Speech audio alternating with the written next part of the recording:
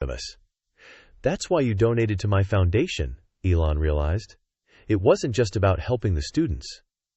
It was my way of still being part of your life, she admitted. Silly perhaps, but it mattered to me. His mother wiped away tears. I never imagined she would take my desperate request so literally, so faithfully. When Elon sat down at his desk and opened a drawer, he removed a file folder and placed it on the desk. There's something I need to tell you both as well, he said. Something my investigator discovered that I haven't mentioned yet. He opened the folder and removed a newspaper clipping, sliding it across the desk to Maribel. It was from an Educational Foundation newsletter dated 3 years earlier, a small article highlighting donors who had contributed to a scholarship fund for disadvantaged students. Near the bottom, in a list of names, was Maribel Vega. $200 you donated to my foundation, Elon said, 3 years ago, when the article mentioned I was the primary benefactor. You gave $200 when you probably didn't have even that to spare. Maribel looked embarrassed. It wasn't much. It was everything, Elon corrected her. Proportionally, it might be the largest donation I've ever received. I saw your name in the newspaper, Maribel explained. The foundation was helping children who couldn't afford school. It seemed like something you would care about. You contributed to my work even when you had almost nothing, Elon said, his voice thick with emotion. Even when you thought we would never meet again. I was proud of you, she said simply. I wanted to be part of what you were building, even in a small way. Elon looked at the two women who had shaped his life in such profound ways. His mother, who had made difficult choices to protect him, and Maribel, who had sacrificed her own security to stand up for him. Both had kept secrets, but both had acted out of love. I think I understand now, he said quietly, why the Guardian Angels Village matters so much to me. It's not just about helping people like you, Maribel. It's about recognizing the kind of love and care you gave me, something that can't be measured in dollars. He stood, decision made. I still want you to be part of the project, in whatever capacity feels right to you, not out of obligation, but because your wisdom and heart are exactly what it needs. Maribel smiled, tears in her eyes. I would be honored, Ellie, truly. As the three of them sat together, the weight of decades of secrets finally lifted. There would be more to discuss, more to understand. But the truth, however complicated, had finally been spoken. What none of them realized yet was that Maribel had one more secret to share, the most remarkable one of all.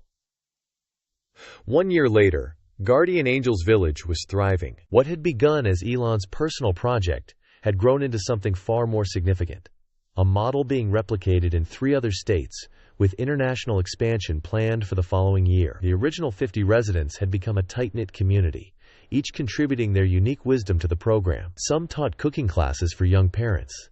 Others offered childcare training, and a few even consulted with tech companies on designing products for older adults. At the center of it all was Maribel, who had embraced her role as founding director with unexpected vigor. At 87, she had found a new purpose that energized rather than exhausted her. The modest apartment Elon had initially designed for her had been modified at her insistence. If I'm going to live here, she had told him, I want a place big enough for Lucia to stay when she visits from MIT.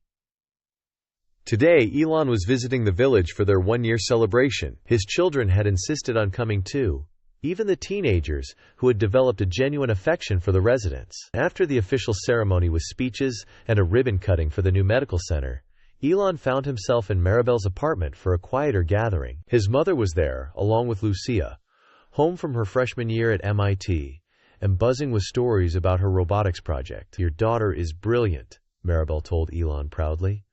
She had taken to calling Lou her daughter rather than grandniece, and the young woman didn't seem to mind. Like mother, like daughter, Elon replied with a smile. As the afternoon went on, his younger children grew restless. Why don't you go explore the garden? Maribel suggested. Just be careful. Careful of Mr. Garcia's tomato plants. He's very protective of them. After they left, accompanied by Lucia, Maribel turned to Elon. There's something I've been meaning to show you. I've been waiting for the right moment. She went to her bedroom and returned with a small wooden box, its surface smooth from years of handling. She placed it on the coffee table between them. What's this? Elon asked. Something I've kept for 40 years, Maribel replied. Through every move, every hardship, even when I had to sell my wedding ring to pay rent. I never considered parting with this." She opened the box carefully and sighed. Elon could see what looked like papers and small objects. Maribel removed a bundle of yellowed pages held together with a faded ribbon. "Do you recognize these?" she asked, handing them to him. Elon unfolded the first page and stared in amazement.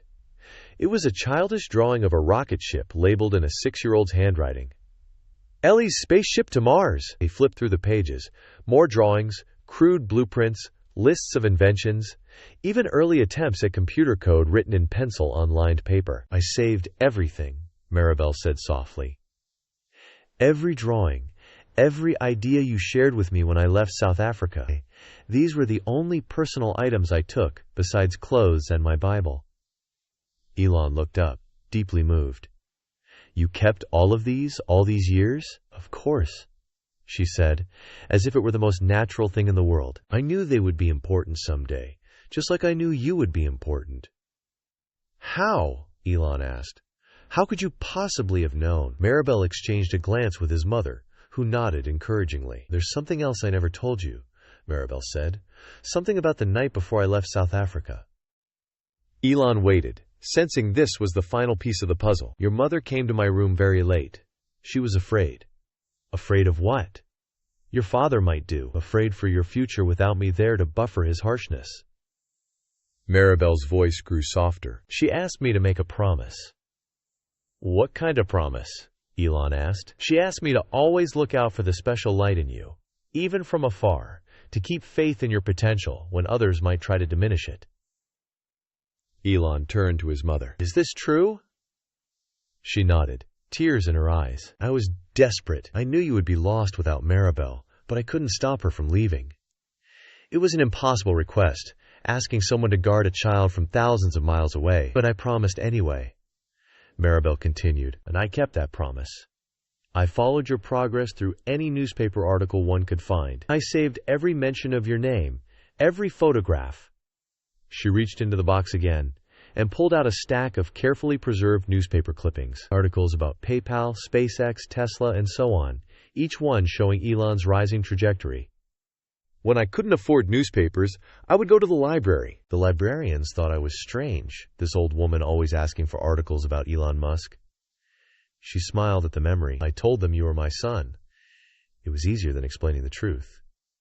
Elon stared at the collection of clippings, stunned by the depth of her dedication. "You've been watching over me all this time from afar?" "Yes," Maribel confirmed. "I couldn't be there in person, but I carried you in my heart. Every success you had felt like a victory for both of us." Quote.